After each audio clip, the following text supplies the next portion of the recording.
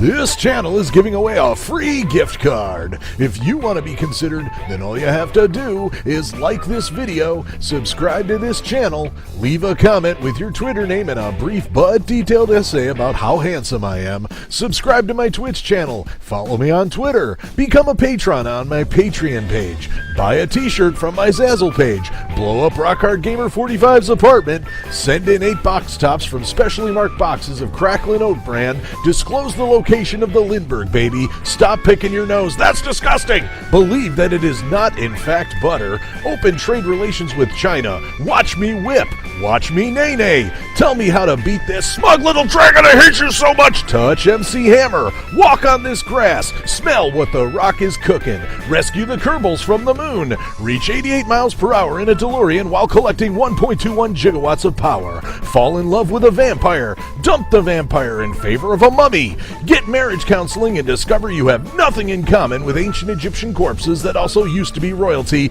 and click this little bell to receive notifications about my channel. The winner will be announced on via my Twitter feed. Thanks for all your support, and good luck! Offer valid for the next 5 minutes. Stock is limited to 1 gift card. Gift card must be used within 10 minutes of receiving and can only be used to pay for items whose total value is more than that of the card. Promotion is only legal in 3 U.S. states and you don't live in any of them. Taxes and surcharges may apply. Other terms and conditions may apply. See your local laws for more details. Gift card may have already been used to buy mozzarella sticks.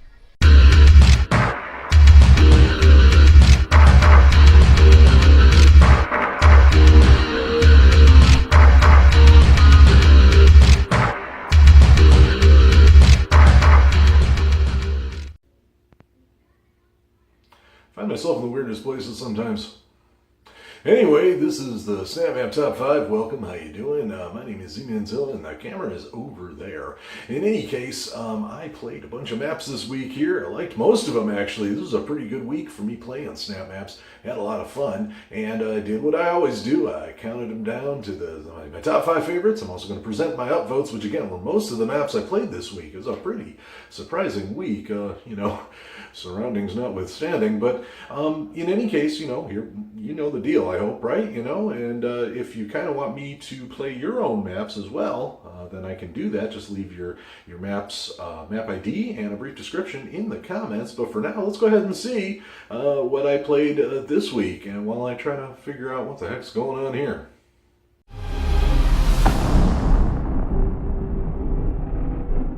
Getting the ball rolling at number 5 this week is Redemption, or more correctly, To Redemption, by Spindleshanks. This is a gorgeous geoprop work here that it has some terrific atmosphere going for it. It definitely manages to make toying with the player make sense in a narrative way, which is something I've always said. I'm not a huge fan of being toyed with or anything like that, but it actually works in this one. It's part of the story. It makes perfect sense. I really dig it. It did not feel player hostile in any way, and anybody that's looking to play around with that way of storytelling should definitely give this map a play to see how it's done.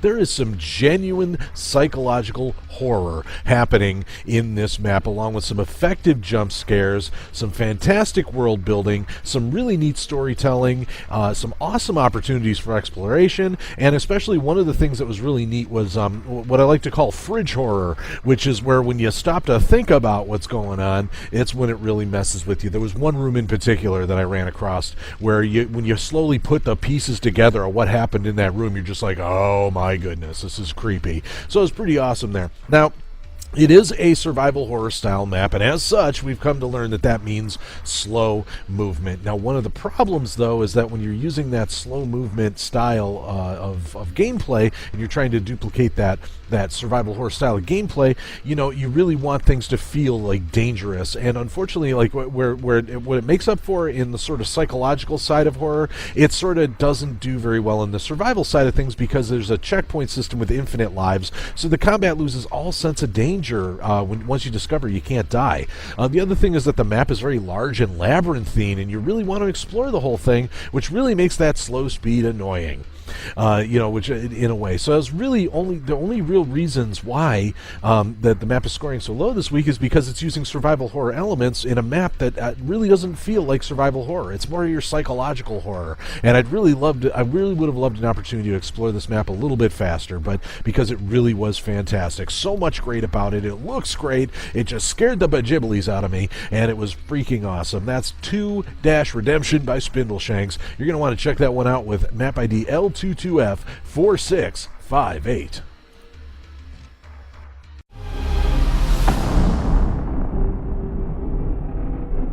This week's number 4 map is the Grittiest Chamber by JMX5000, and I'm sure many of you have already heard of this map. It's already gotten plenty of acclaims and has shown up on many top maps from other folks as well, but I recently had the opportunity to play this multiplayer with Psycho Knight 141. You can check his YouTube channel out as well, and I think he also has a video of our play up, as it were. In any case, this map is hard. I mean, incredibly hard. It's driven by a live system, which is a shared live system, so if you're playing multiplayer, and I highly recommend you do, then you're all going to be sharing that lives pool, which I believe is 10 lives, if I remember off the top of my head. In any case, there's a cool custom thing that's going on here where bosses, it's a boss battle-driven map, and what happens there is that at about 50% health, the bosses reach critical mass, where they get even more powerful. So that's a pretty cool custom system there. It is a fantastic all-around map. I mean, the boss fights are excellent. They are super challenging, and they do require some teamwork if you're going to be working with other people.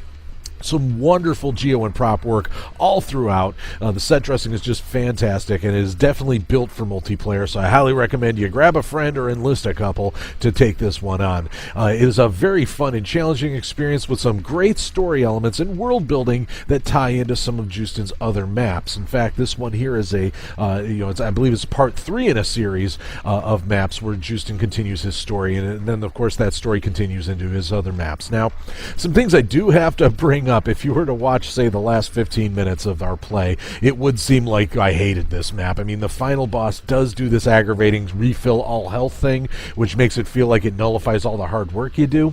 And the other thing to keep in mind, this map is a huge time investment that isn't front-loaded, so I'm going to tell you right ahead of time, I don't care how many people you're bringing with you, be prepared to be in this map for at least an hour and 15 minutes, bare minimum. So, as long as you know that, though, you are going to have a good time. This is a great afternoon with yourself or some friends. Go ahead and try to conquer this one and earn all the accolades and kudos that come with it. That is the Grittiest Chamber by JMX5000. That map ID is RATKR454, and it will kick your butt.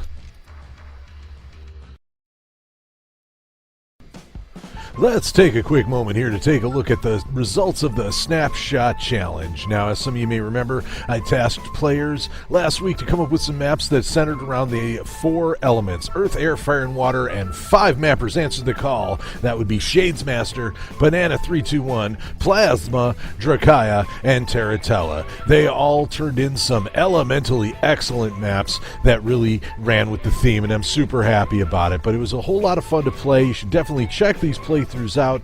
You can actually, if you want to check the playthroughs out, you can check the links in the description, and also as well as the summary video I did. You can check that all out, or you can look the maps up yourself with custom tag SS4. But let's move on to the next one. Now, we're going to do something a little different here. This one's going to have a 2-week development cycle. You're going to have 2 weeks to come up with maps for this next theme. And so for this next theme, I was thinking, what's something that we haven't really seen a whole lot of in Snap Maps? How about Snap Maps that are designed to teach us something?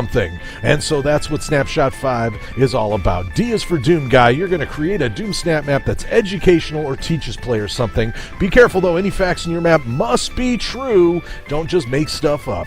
Now, as always, you're going to be limited to 3 modules or less. Try to keep the map at a player or playtime of 10 minutes or less. And very important, make sure you are tagging those maps with custom tag SS5. I mean, if I want to learn something, I got to be able to find them first, so I need that SS5 tag. Now, the deadline, like I said, is going to be a 2-week development cycle, so you're going to have till Thursday, October 26th to finish those up. I'll be playing those on October 27th, 2017 on my Twitch channel. And that's the bottom line. Are you ready to teach me something? You ready for me to learn something that you know? Well then, participate in this Snapshot Challenge.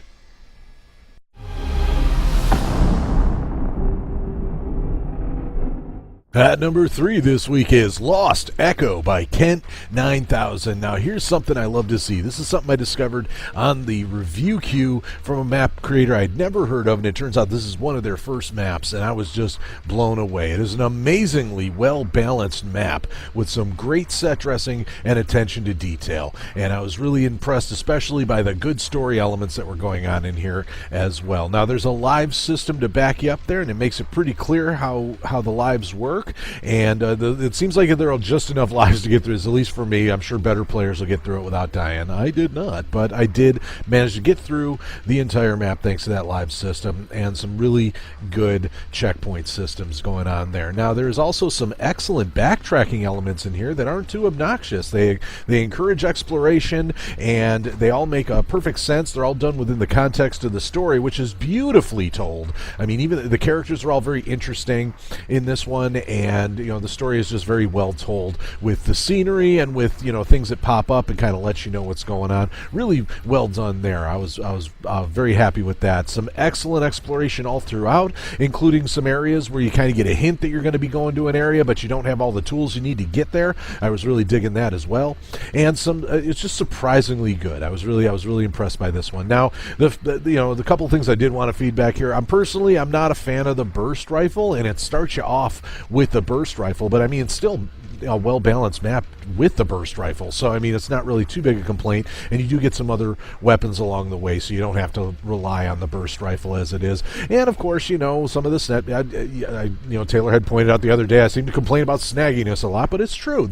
Some of the set pieces are placed in a very snaggy way in this map, that really sort of prevent you from being able to do all that fun circle strafing that you need to do to avoid damage. And it's certainly a part of the challenge, but it's still there, and I'm going to point it out. So, but other than that, I mean, this is just surprisingly good for a first map, and a huge thumbs up for this one. I'm really looking forward to seeing more from this creator, who, by the way, his name is Kent9000, and this map is Lost Echo, which you can check out, and I highly encourage you to do so, with map ID 8GKJERY8.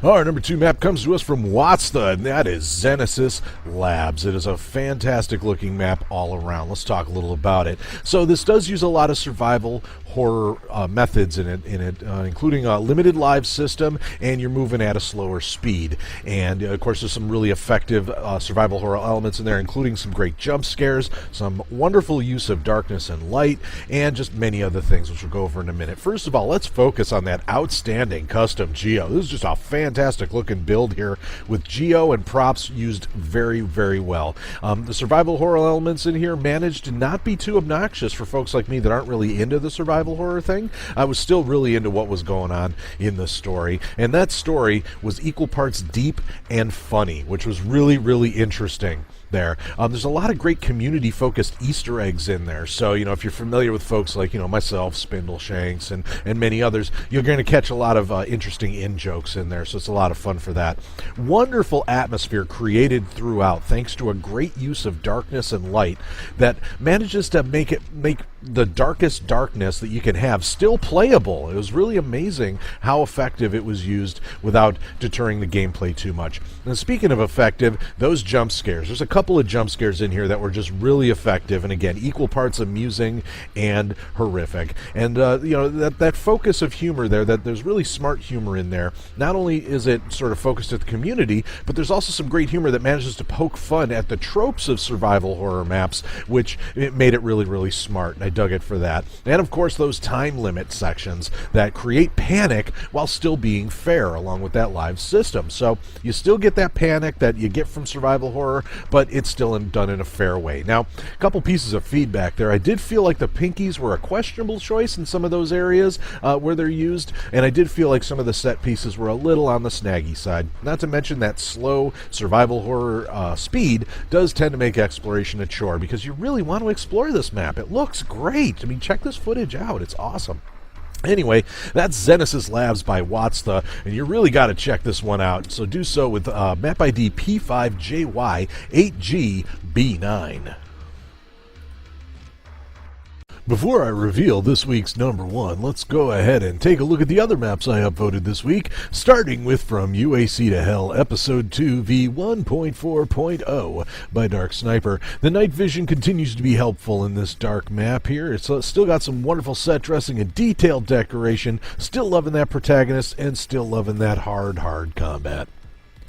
Another map I upvoted this week is Path to Oblivion Part 4. Had the opportunity to play this multiplayer with Psychonite141. Has some excellent decal and prop work, some wonderful atmospheric visual presentation, and some very good story elements helping out that crazy world building. Love it. Another map I upvoted this week is Trapped on Phobos by Banana321. It is an insane variety style map with lots of different combat styles represented, some great humor, and a very chaotic yet detailed sensibility for the set dressing. Just check this one out, it's fun. Another map I upvoted this week was New World, again a multiplayer there, and that's by Daniel Ranka 716. This is a gorgeous looking multiplayer geoprop map. Played singular multiplayer, but I definitely recommend multiplayer, and it's a fun map for exploration and decent survival mechanics. Another map I upvoted this week was Dead Zone E1M1 by Stop Existing Now. Has some good set dressing and effects, some good attention paid to making the map look and feel complete, some good progression, some great tricky spawning patterns, and a genuine feel of danger. Definitely check this one out. Another map I upvoted this week was Doom Horde Skylight Arena by Guild Arts. It is a fun and difficult survival arena experience that is well constructed with some, just some very simple yet effective set dressing, and it shows a highly competent example of how to build survival arenas. Check it out. Another map I upvoted this week was Exodus of Hatred by Psychonite141. I played this multiplayer with him. It is a multiplayer-only experience, but it has some good landmarking to make the navigation swift, some good use of jump pads, and a really cool super weapon timer system that I was really into. Also, those barrels are dangerous. And finally, I upvoted the Army 1 UAC by Zane123. This is an Army escort style map that is a great idea for a unique mechanic, and I'd really love to see it further developed, but you definitely have to check it out, if only for the concept. All the playthroughs of these maps can be found in the links below this video, so go ahead and check out this video's description, and you can see the playthroughs, and you know the deal. I'm just yammering at this point. Hey, let's go ahead and check out this week's number one, shall we?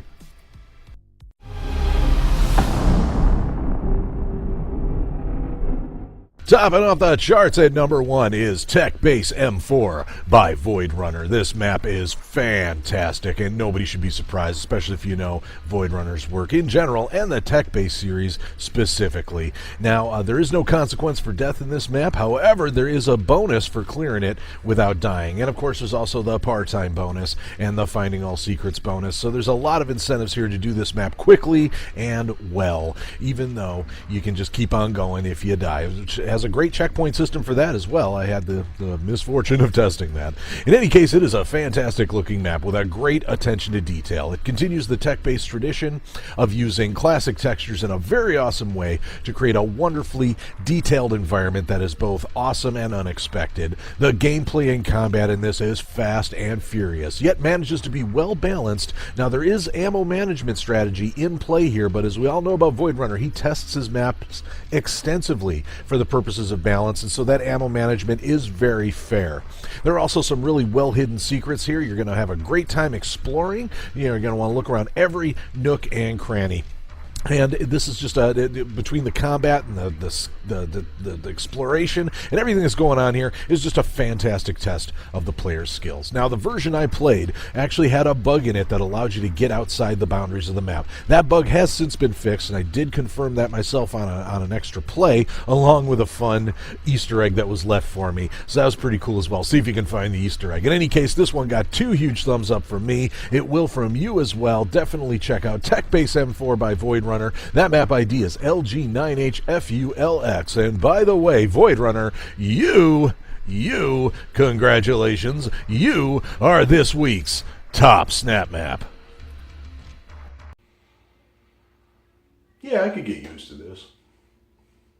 Anyway, that was the SNAPMAP Top 5 this week, so I hope you enjoyed it. I certainly enjoyed playing them. If you want to see the playthroughs for those, just go ahead and, scroll down a little bit and check the description. In the meantime, if you got a map you'd like me to play, go ahead and let me know in the comments. In the meantime, if you're looking for a way to help me out and help me get some rope or a plane ticket out of here, then you can check me out on my Patreon page, which is patreon.com/zmanzilla. Check that out. I have some great rewards for folks that help me out. You can also look at my Zazzle page, which is zazzle.com/drawingbutter. That's where you can go to buy stuff that has my artwork on it. Things I made, with my hands even. And what else? Oh yeah, I have a Twitch channel where I play all these live. If you're looking to see me play them live, what you do is you go to twitch.tv/zmanzilla. Usually playing Monday through Friday, about 11 a.m. Pacific Standard Time. That's a good place to catch me, and you can hear about all the cool stuff that goes on with me if you go to my Twitter, which my Twitter handle is, of course, zmanzilla. Yeah, that's all for now, but thanks for joining me here, and hopefully I will be back on planet Earth next week, wherever that may be. I'll find my way out of here, no worries. But thanks for joining me here for the SNAPMAP Top 5. I've been Z-Manzilla, you've been awesome, and I'll see you next time.